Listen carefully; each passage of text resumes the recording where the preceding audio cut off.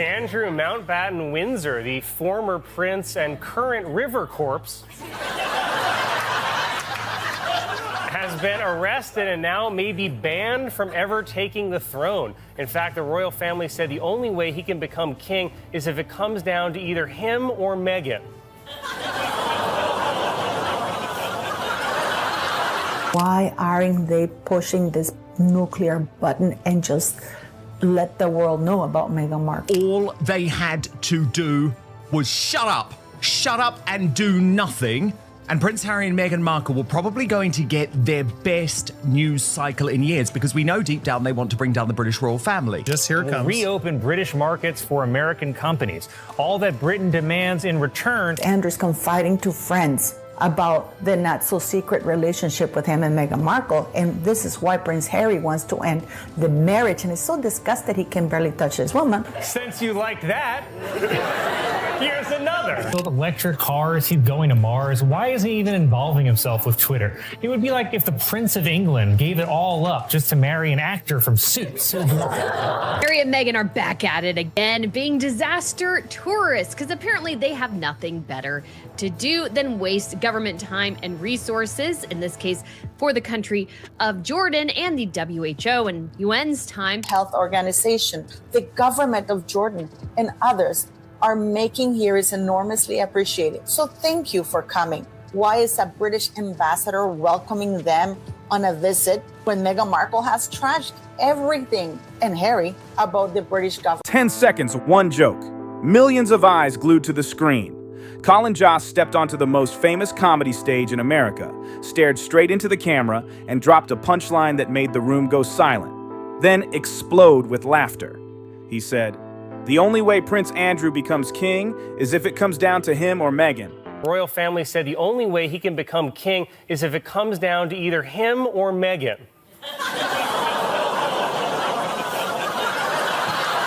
Oh my God, there's so many things to unpack in that joke.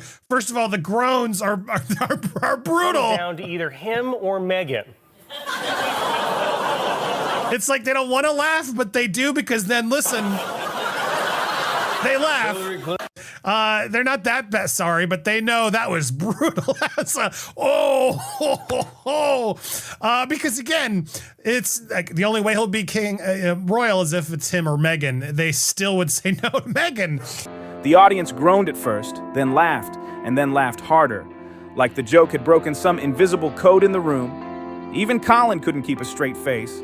And just like that, live on national television, Meghan Markle's carefully built image started cracking in real time. But here's the thing nobody's talking about. This wasn't some random one-off moment. Weeks earlier, same show, same presenter, Colin Jost had teased another bombshell joke. He announced a new trade deal that had the world buzzing. Announced a new trade deal with the UK. All that Britain demands in return is that we keep these two. No, I refuse. I'm sick. And then he said, "Great news for both sides. Britain's only demand, America keeps Meghan Markle." Boom! The crowd went wild because that joke only lands if the audience is already primed to get it. You can't throw it on live TV unless the producers, writers, and every single viewer are already feeling that shift in cultural vibes. And they were feeling it. 2 jokes, 2 separate nights, both of them landing perfectly, both of them going viral in hours. Keep in mind, this is a show that spent years painting Meghan and Harry as tragic figures trapped in a cruel system and a biased press. There's always a serious side to the SNL comedy. I don't usually agree with it because it's very left-wing. But effectively what they're saying here is that, yep, we agree, Meghan Markle, less popular than Andrew Mountbatten Windsor. And now, Meghan was written into not one but 2 savage punchlines. This wasn't random. This was a calculated move. The team behind the show knew exactly what they were doing. They were reading the room and saying loud and clear, Meghan Markle is officially the joke. And once Saturday Night Live puts you in that spotlight, no PR team in the world can pull you out. So, the big question, why now? Why has the tide turned so fast and so completely? Because the walls aren't just closing in. They are collapsing from every angle all at once. Today we're breaking down every single brick that's falling. Let's get real about that joke. Savage comparison to Prince Andrew. This was on the Weekend Update section with Colin Jost, who has mocked Meghan before. Like, I gotta say, I think this one's the biggest roast yet. You ready for it? Here we go. Andrew Mountbatten Windsor, the former prince and current river corpse. Look at that. I gotta pause also for commentary purposes. That photo, my God, how did that get out? Oh, he looks, I mean, good. I'm not, but my God, he does look like a river corpse. Prince Andrew, the man whose infamous interview became one of the most catastrophic TV appearances in British history. The man whose life spiraled publicly, who faced every kind of fallout, and who was removed from royal duties and titles. That's the man. And the joke? SNL told millions of viewers that the royal family would rather see him on the throne than Meghan. SNL skit, though, is just this weekend update is hysterical because it's so true. And this is what works about comedy is when it's true. And we all know that, yes, people would maybe prefer in some ways Andrew over Meghan Markle when it comes to the throne. And if Hollywood is even making jabs at her, you know she's offended a lot of people. We know she hasn't done good work in the entertainment industry. And people are taking notice. People are noticing, hey, that yeah, Meghan Markle may have this title, but nobody really likes her. Nobody buys her stuff. And so we have this situation here where it's just so rife and so perfect. Not as a compliment to Andrew, but as a stark measure of how far Meghan has fallen in public perception. The audience got it instantly. That initial groan before the laugh, that's recognition. A room full of people collectively thinking, yep, that's right. And it's equal parts hilarious and unsettling. But the real kicker? The Andrew connection isn't just funny because of surface-level drama.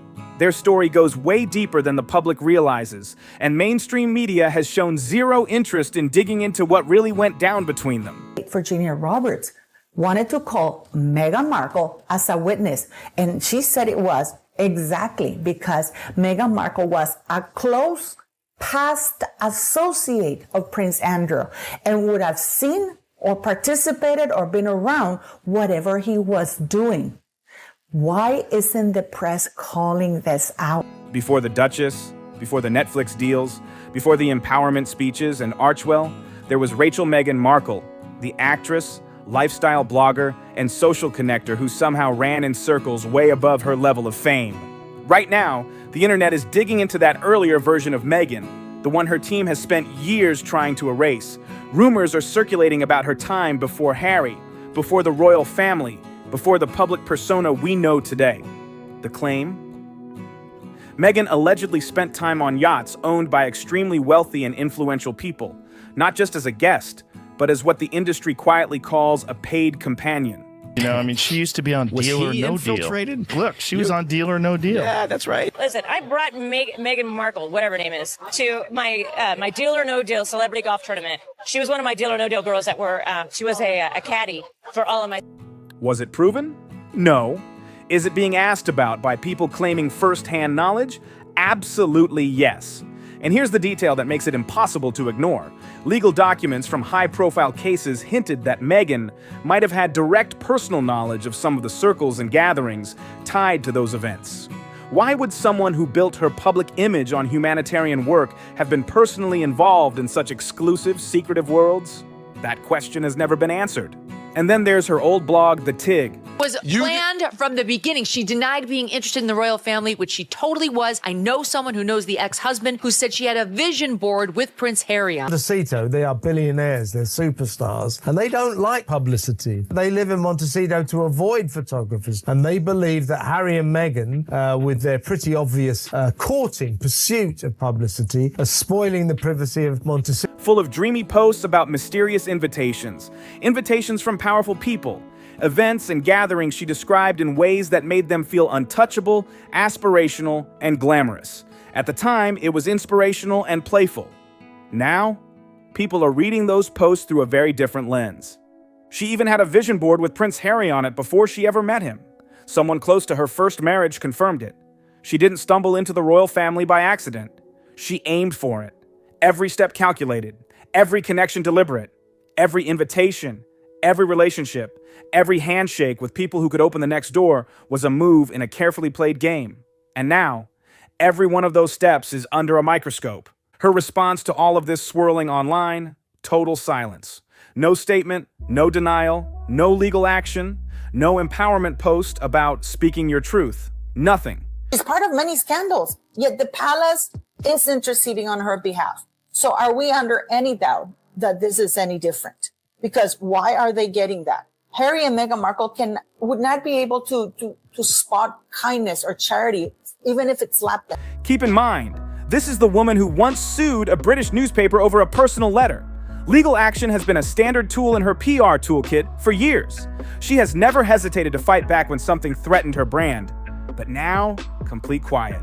And that silence isn't reading as dignified, it's reading as calculated, strategic. A team working behind the scenes, figuring out which fire to fight first. When a story is false, you shut it down fast, loudly, legally. You do not go quiet. And yet, that quiet itself is now the story. Here's where it gets explosive. There are photographs, old photographs, of a young Meghan Markle with Prince Andrew, not recently. Andrew's confiding to friends about the not-so-secret relationship with him and Meghan Markle, and this is why Prince Harry wants to end the marriage, and is so disgusted he can barely touch his woman. Since you like that, here's another. Way before Harry, back when Meghan was still building her acting career, making her way into elite circles, one powerful contact at a time. The pieces are coming together. Every connection, every event, every carefully managed relationship suddenly paints a pattern that has everyone talking. And the more people dig, the more the early moves of Meghan Markle's life look like a masterclass in strategy and ambition. She once denied knowing Andrew personally, but those photographs exist. People close to Andrew hint that he's been following all the recent developments with what can only be described as enormous personal satisfaction. Why is the press and the palace refusing to look or comment or report on Meghan Markle's links to the same individual? And most importantly, her relationship, her close personal relationship with Prince Andrew. Think about that.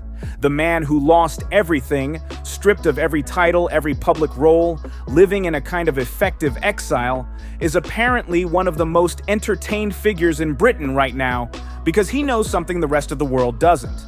And the mainstream media, the same media that scrutinized him for years, has shown zero interest in asking what connection actually exists between him and Meghan. SNL just put her below him in the public perception. Why? While the internet was digging into every thread of her past, Harry and Meghan were off in Jordan. They're very unlikable, and the reason is because they're so fake and disingenuous and aren't honest. Why were they in the Middle East doing this trip to Jordan? Now, again, we've touched upon it. I've said it over and over again, but I think it's important as even now Page 6 is coming out with more proof. They've shuttered the foundation, pretty much. Their whole charity organization is pretty much over. This latest quasi-royal trip is being questioned after Page 6 revealed that the couple has essentially shuttered their Archewell Foundation and let go nearly of all their staffers. Humanitarian mission, World Health Organization visit, photographs everywhere, perfectly curated images for the public. But here's what those photographs are really hiding. The Archewell Foundation, dead in the water, staff gone, charitable programs collapsed, infrastructure gone, real impact minimal. What they have now is a camera and the ability to show up somewhere and angle their faces toward the light. Yeah, they have two staffers. Again, it sounds like on consultant basis. They're out of cash. This is all smoke and mirrors. They've been forced to downsize the staff as was costing them too much. And so, yeah, there it is. There's one photograph from that trip that sums it all up. A senior Jordanian princess, actual royalty, actual authority, was speaking to the room. And Meghan? She wasn't listening. She was tracking the camera, repositioning herself, making sure her angle was flawless while real royalty spoke beside her. She always knows where the camera is, doesn't she? Everybody's listening to this lady, Prince Harry, everybody. Meghan's eyes directly to the camera. And, with that smile, there's nothing to smile about. It is incredibly creepy. When you're doing charity, do you often position yourself to be right near holding hands with and make sure your face is presented to camera, and also having a camera person there to take these shots? It's all so orchestrated and manipulative. Then there's a detail no PR team can spin. In Jordan, Meghan posed beside a 14-year-old burn survivor, smiled for the photographs, positioned herself deliberately to echo imagery long associated with Princess Diana, a woman she studied obsessively and with forensic attention. Meanwhile, her own father has suffered serious health issues. multiple strokes, a leg amputated, publicly asking for nothing more than a simple phone call from his daughter. And she flies to the Middle East to hold a stranger's offspring's hand in front of a camera. Go through what has happened so far since they touched down in Jordan and visited a specialty hospital in Amman, where Meghan, very much in Diana mode, Diana wannabe mode. They also watched a music class at the Quest Scope Youth Centre at the Zatari refugee camp near Mafraq and took part in a football discussion. Then things get really bad because they're teaming up with Dr. Tedros. Now, Dr. Tedros, bloke who ran the World Health Organization during COVID, one of the worst people in the world, okay? Like, this is not the win that Prince Harry and Meghan think it is, but we'll get into that in a moment. First, let's just watch day one of Meghan pretending to be Princess Diana and Prince Harry thinking he's the one to save the royal family on this fake royal tour. She has not visited her own father. No spin, no PR statement, no narrative fixes that. Silence is the only thing that covers it, because this isn't a media story, it's a human story. And audiences feel the difference instinctively. And then there's Harry, standing in the middle of all this, looking more and more like a man only now realizing the full cost of every single choice he made. He walked away from his family, his country, his military career, the institution that had given his life structure and meaning. Everyone around him had warned him exactly what would happen. Think your sister, Meghan Markle, has ruined Prince Harry? The answer is yes. I mean, every single interview, every single picture, every place they go, Meghan grabs him. Meghan controls him. Meghan tells him no. Meghan stands in front of him. She controls every single situation like she is the... His brother William tried to warn him before the wedding. Meghan's own brother publicly begged him to reconsider. Friends who'd known him his whole life were removed, one by one, until nobody remained to tell him the uncomfortable truths. This isn't a love story, it's a pattern, a clear, recognizable pattern of isolation and influence.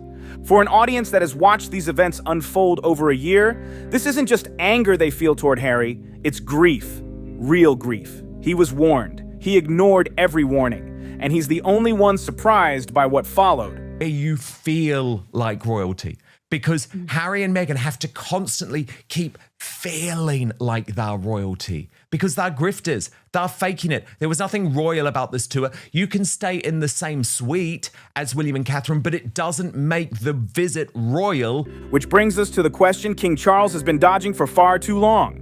The titles, Duke and Duchess of Sussex, still attached, still functioning, still powering this entire operation, giving it platform, legitimacy, and commercial weight.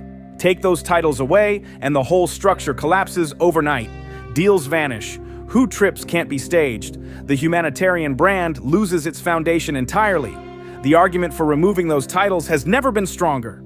They went on a rogue diplomatic tour of the Middle East without palace approval, without government coordination, representing nobody officially, all while carrying the full weight of royal titles. Why are these two going? How much does it cost for these two to go? And why do they keep allowing this to happen? I don't get it. Now, as you'll remember, they did, similar visits to Nigeria, Colombia. They love these faux royal tours to go out there to make it seem like they're, royals, when we all know they're not. Everywhere they went, the consequences followed. Harry made geopolitically explosive statements about Gaza, claims the Israeli government officially labeled factually incorrect. A senior Israeli official publicly called him out by name, telling him to witness reality instead of repeating what he had been fed. A member of the British royal family, publicly rebuked by a foreign government on an unsanctioned trip, still using titles nobody has removed. This isn't celebrity gossip. It's a live diplomatic liability. Strip the titles. Remove them from the line of succession. Take them off the royal website. Do it completely. Do it publicly. Do it now. Every week this continues is another week. What do you make of the fact that Harry and Meghan now seem to be going all in on this hard left ideology? Because you've obviously got the Hamas talking points that they were criticized in the Middle East for, and this woman is anything but someone who's on the mainstream. It's almost as if they have realized that their only base now is the hard left extremist base. The royal family allows itself to be associated with a brand Saturday Night Live has ranked below Prince Andrew. Go back to that SNL joke one more time. Not because it's the most important thing happening, it isn't. The yacht rumors are more pressing. The old photographs are more pressing. The collapsed foundation is more pressing. A father left alone? More pressing.